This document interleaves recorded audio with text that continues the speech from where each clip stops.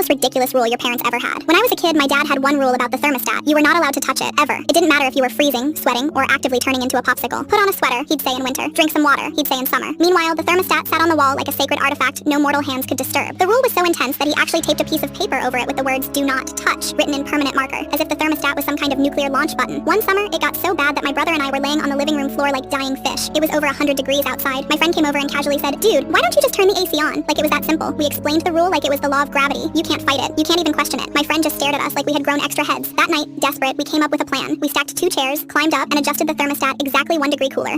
Just enough to maybe survive the night without dying. The next morning, my dad walked into the kitchen, sniffed the air like a bloodhound, and narrowed his eyes. "Who touched it?" he asked. We froze. My brother immediately cracked and confessed everything. Dad walked over, peeled off the paper sign, and stared at it for a second. Then he sighed and said, "You know, I don't even remember why I made that rule." Turns out the thermostat had been broken when we first moved in years ago, and he was just paranoid about it ever since. We'd been living in self-imposed climate torture for absolutely